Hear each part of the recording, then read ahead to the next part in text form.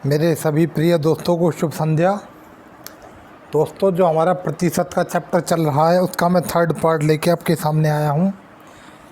इससे पहले ऑलरेडी हम इस चैप्टर के 2 पार्ट्स कर चुके हैं। जिस मेरे भाई बहन ने वो 2 पार्ट्स नहीं देखे हों, प्लीज़ इसको देखने से पहले उन दोनों को ठीक से देखेंगे तो अच्छा समझ में आएगा, ठीक है। क्योंकि हमारा तीसरा पार्ट क्या है, उसका इसे क्या टाइप बनता, तीसरा टाइप हमारा ये है प्रतिशत का थर्ड पार्ट। ये हमारा आय व्यय पर आधारित समस्या है, मतलब कि means problems based on income and expenditure, आय व्यय पर आधारित समस्याएं। इसमें हमारा पहला क्वेश्चन क्या है, देखो जल्दी जल्दी से करेंगे इस टाइप में जो भी क्वेश्चन बनेंगे। गोपाल अपनी मासिक आय का 30% भोजन पर खर्च करता है। 30% भोजन पे, शेष का 40% परिवहन पे और शेष का 50% बचाता है। यदि उसकी मासिक आय 18,400 रुपये हो तो वह प्रति माह कितने रुपए बचाता है, ये हमें बताना है।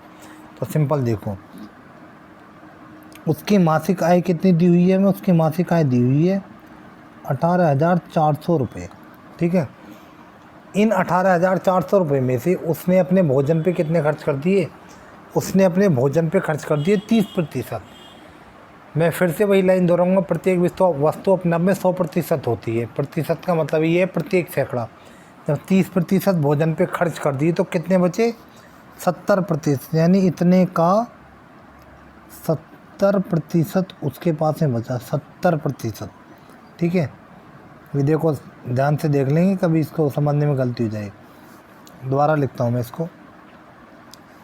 कहने का मतलब है 18,400 का 70% बचा। उसके बाद क्या काम किया, 40% उसने परिवहन पे खर्च कर दिया, तो फिर क्या बचा, इतने का 60% बचा। यानी अब इतना पैसा उसके पास है तो उसने इतने में से आधे पैसे को बचा लिया। यानी जब आधे पैसे को बचा लिया तो आधा और खर्च कर दिया। जब आधा और खर्च कर दिया कितना बचा, इतने का 50% पैसा बचा। और हमें बताना क्या, वह प्रति माह कितने रुपए बचाता है। तो 50% पैसा बचा या 50% ही उसने अपनी सेविंग कर ली, बचा ली, तो हमें निकालना है, ठीक है। देखो 18,400 का मतलब गुणा होता है, परसेंट हटता है तो 100 से भाग लगती है। का मतलब फिर गुणा, परसेंट हटेगा तो फिर 100 से भाग लगेगी। का मतलब गुणा, परसेंट हटेगा तो फिर 100 से भाग लगेगी। बिल्कुल सफाई से काटते हैं इसको। 50 दूनी 1 0 2 0 1 0 2 0 2 3 6 1 0 2 0 कट गई। फिर हमारा कितना हो गया, देखो ये 7 की करो पहले इससे। 7 चौक 28 का 8 हासिल लगा 2, 7 8 56 और 2 58 हासिल लगा 5, 7 एकम 7 और 5 12।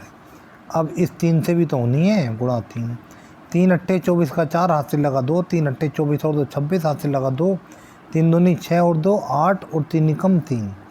यानी कि उसने कितने रुपए की बचत की, उसने 3,864 रुपये की बचत की। और यही हमारा उत्तर है। बिल्कुल आसानी से समझ आ गया होगा, सिंपल टाइप है, कुछ भी नहीं। इसी के साथ हम आगे बढ़ते हैं नेक्स्ट। देखते हैं दूसरा क्वेश्चन क्या बोल रहा है। नारायण अपने मासिक वेतन का 30% शिक्षा पर खर्च करता है, सही है। शेष का 50% भोजन पे खर्च करता है, सही है। 1,000 रुपये मकान किराया देता है, सही है। अंत में 1,800 रुपये बचा लेता है। उसका मासिक वेतन क्या है। तो देखो एक बात सुनेंगे, उसका मासिक वेतन जितना भी है अपने आप में तो वो 100% ही है, यहाँ तो किसी को डाउट नहीं होगी। उसका मासिक वेतन जितने रुपए भी होगा अपने आप में तो 100% ही होगा ना वो। तो उसका मासिक वेतन 100 था, 100 में से 30% उसने खर्च कर दिए तो कितना बचा, 70 बचा। इन 70 में से उसने 50% फिर खर्च कर दिया, यानी भोजन पे खर्च कर दिए कितने, 50%। और लास्ट वीडियो मैंने बताया था 50% की जगह मैं 1/2 भी तो कह सकता हूँ, सिंपल सही है नहीं। यानी 1/2 आधा। इन 70 का आधा भर से भोजन पे खर्च कर दिए तो कितना बचा, 35। 70 का आधा खर्च होने 35 बचा, ठीक है। कहने का मतलब सीधा है कि उस समय इसके पास 35% रुपये हैं। जो उस समय इसके पास 35% रुपये रखे हुए हैं, उनमें से मकान मालिक आया, उससे किराया मांगा, तो उसने 1000 रुपये उसमें से निकाले और किराया भी दे दिया। जब उसने 1000 रुपये किराया दिया तो जो भी उसके पास पूंजी है उसमें से 1000 रुपये और कम हो गए। जब उसमें से 1000 रुपये और कम हो गए तो उसके पास कितने रुपये बचे? इतने रुपये बचे। लेकिन क्वेश्चन बोल रहा अंत में उसके पास 1800 रुपये बचे। तो इसका मतलब हमारे हिसाब से इतने हैं, क्वेश्चन के हिसाब से इतने हैं, तो दोनों मान बराबर हो जाएंगे ना, सिंपल। ठीक है नहीं? तो देखो 35% लिखो ऐसे ही, इज इक्वल टू 1800 है ही है। 1000 पहले बराबर के चिन्ह से हमारा लेफ्ट हैंड साइड में था, यानी इधर था, उल्टे हाथ पे था। अब इसे सीधे हाथ पे ले जाएंगे तो इसका चिन्ह परिवर्तन हो जाएगा, यानी माइनस क्या हो जाएगा? प्लस 1000। तो यहाँ से मिला हमें 35% का मान 2800 के बराबर है। तो जब 35% का मान 2800 के बराबर है तो 1% का मान 2800/35 के बराबर है। ठीक है नहीं? जब 1% का मान इतना है तो हमें निकालना क्या है? हमें उसकी आय निकालनी है। उसकी आय थी कितनी? 100% थी। जब 1% का मान इतना है तो 100 का मान है गुणा 100, सिंपल। सही है नहीं? तो हमारा कितना हो जाएगा? देखो 7 पंजे 35, 7 चौक 28, 0 0। फिर देखो 5 2 0, 20 से चला जाएगा 100। ठीक है, तो कितना हुआ? 1 2 3, 3 तो 0 ऐसे के ऐसे ही रख दो, और 2 चौका 8। तो सिंपल कहने का मतलब है 100% का मान 8000 रुपये के बराबर है, तो उसकी मासिक वेतन कितना निकला? 8000 आया। डी हमारा आंसर है। ठीक है नहीं? इसी के साथ हम अब अपने अगले क्वेश्चन पे बढ़ते हैं। देखो भाई, एक आदमी अपनी आय का 5% निर्धन कोष में दान देता है। कहाँ पे? निर्धन कोष में 5%। शेष आय का 20% बचत बैंक में जमा करता है। चलो भी सही है। अंत में उसके पास 1919 रुपये बच जाते हैं। उसकी आय कितनी है? तो सिंपल देखो, कहने का मतलब ये है उसकी आय जितने रुपए में भी है अपने आप में तो 100% होगी वो। ठीक है नहीं? उसकी आय जितने रुपए भी होगी अपने आप में तो 100% है वो। ठीक है नहीं? तो देखो ये उसकी आय है,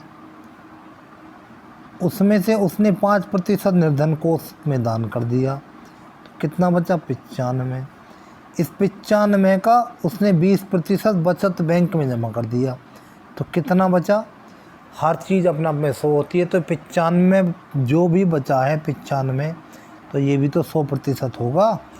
इसका उसने 20% फिर खर्च कर दिया, तो कितना बचा? इतने का 80% बचा उसके पास। ठीक है, तो देखो 95 ये लिखेंगे ऐसे ही। का मतलब होता है गुणा, परसेंट हटता तो नीचे 100 आता है। तो 20 चौका 80, 20 पंजे 100, और 5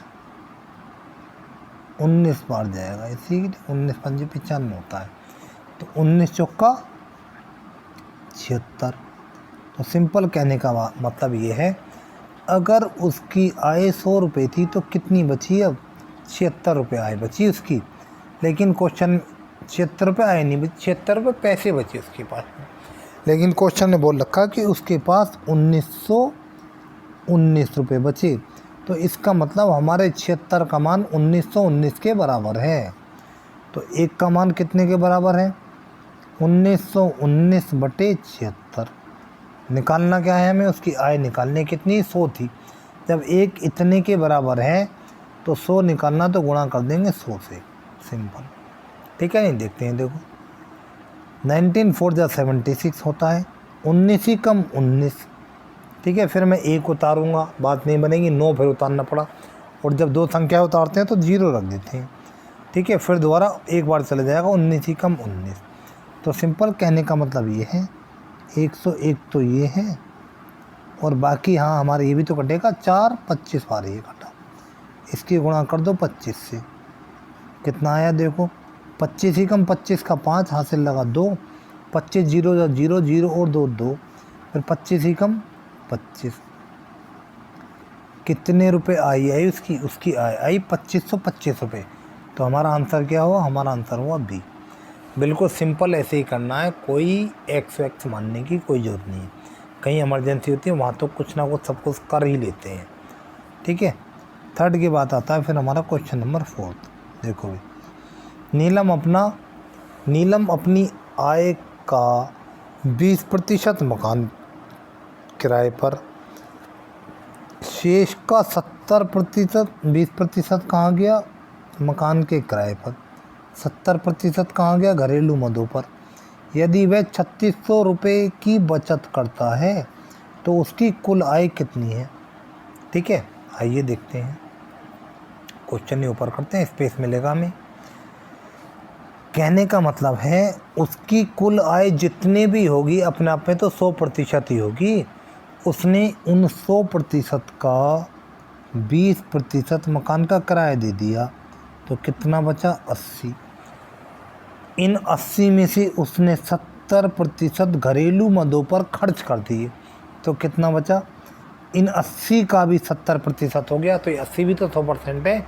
सिंपल कहने का मतलब इस बात में कोई कन्फ्यूज नहीं ना, हर एक चीज़ अपने आप में 100% होती है।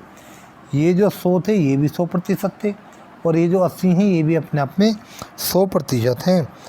इनमें 100% में से 70% खर्च होगा तो कितना बचा? इतने का 30% बचा। देखते हैं, इतना का मतलब होता है गुणा, परसेंट हटेगा तो नीचे आएगा 100, 1 0 1 0 1 0 1 0, 8 3 24। कितना बचा उसके पास? 24 बचा यूनिट। लेकिन उनके हिसाब से कितने रुपए हैं बचे हैं? उनके हिसाब से 3600 रुपये बचे हैं।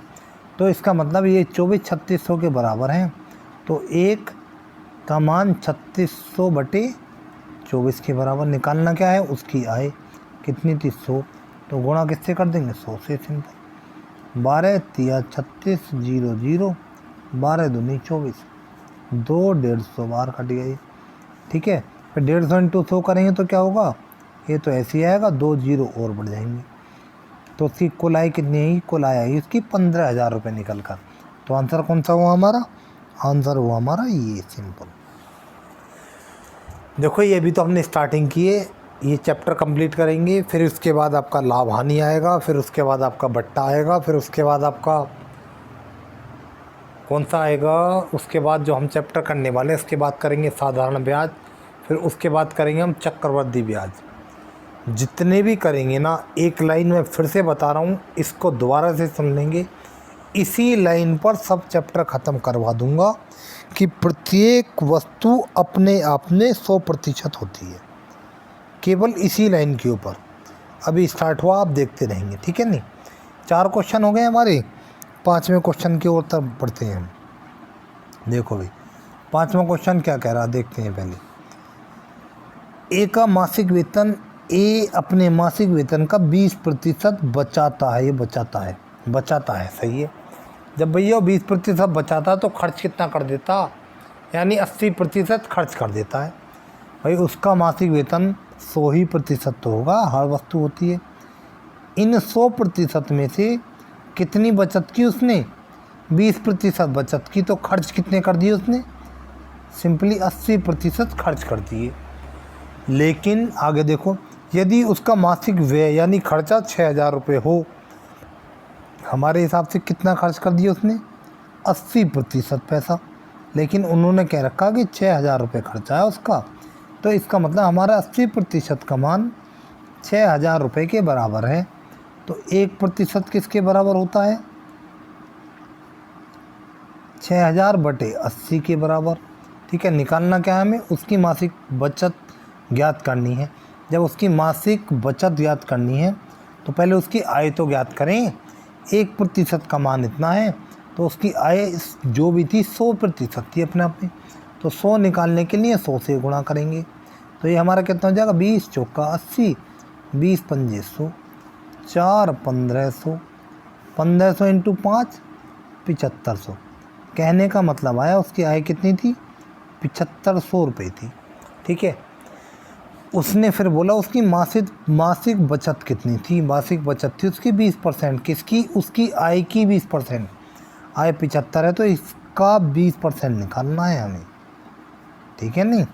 तो देखो 7500 का मतलब गुणा, परसेंट हटेगा तो नीचे भाग आ जाता है, सिंपल।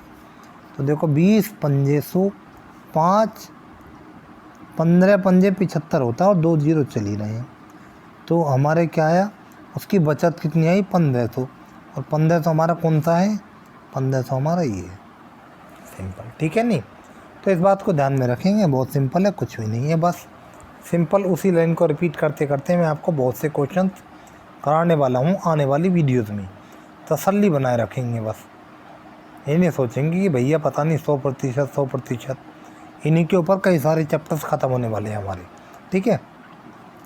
तो ये हमारा 5th क्वेश्चन हो गया। 5th क्वेश्चन के बाद आगे चलते हैं। 6th क्वेश्चन हमारा क्या कहता है।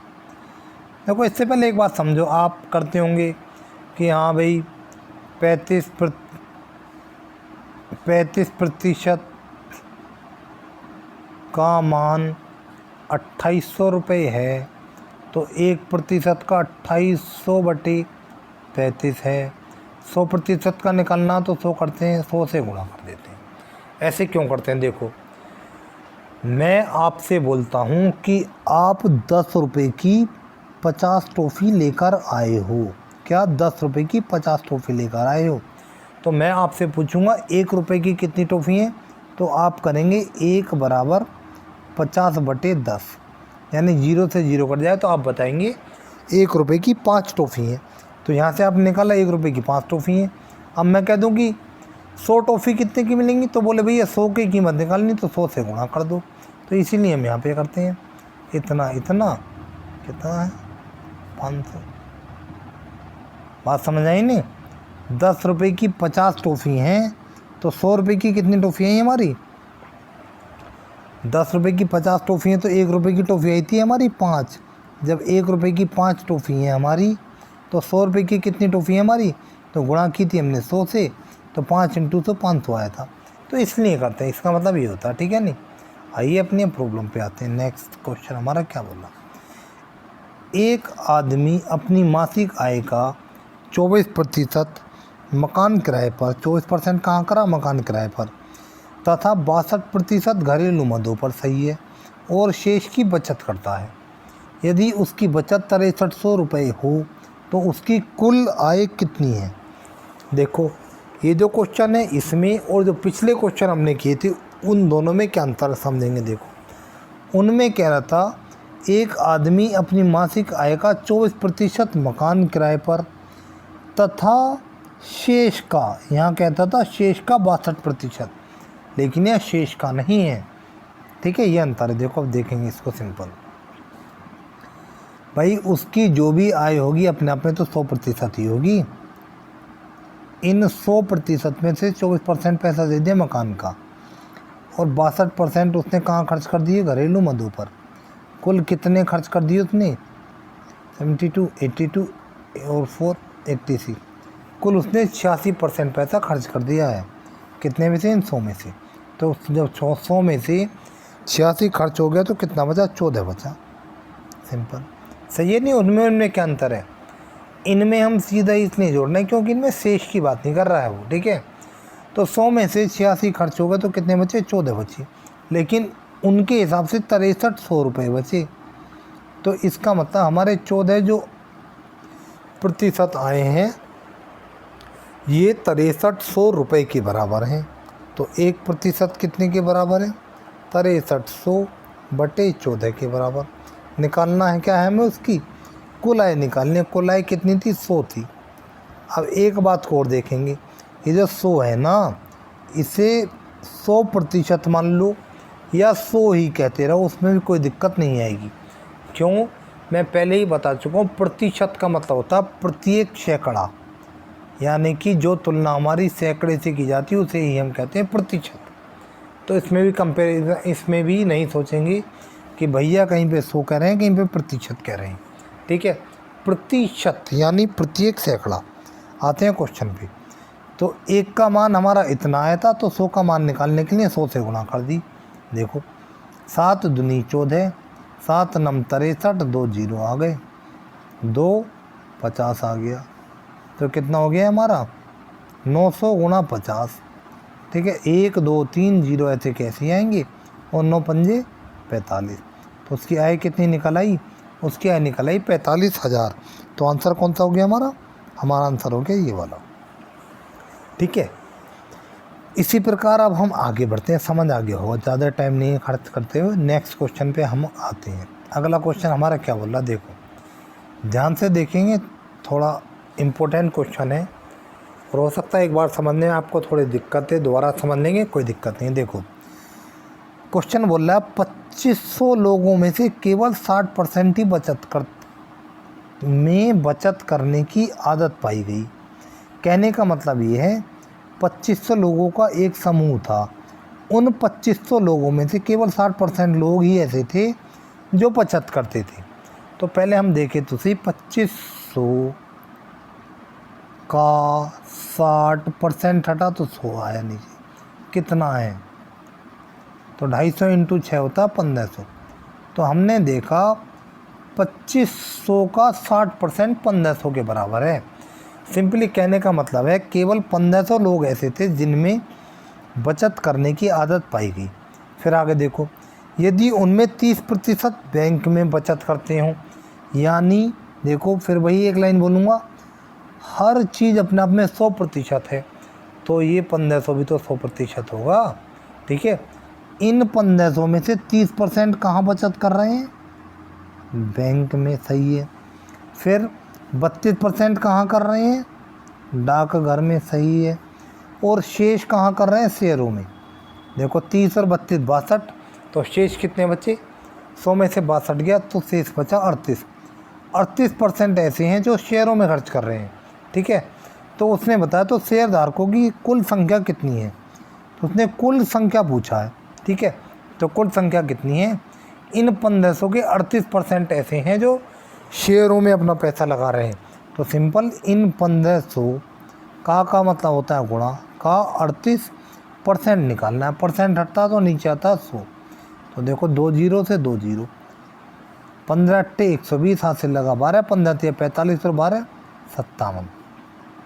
तो ऐसे कितने लोग हैं जो शेयरों में खर्च कर रहे हैं, ऐसे लोग हैं 570। तो हमारा आंसर कौन सा हो, ये बी वाला हुआ। बिल्कुल आसानी से यहाँ तक समझ आ गया होगा।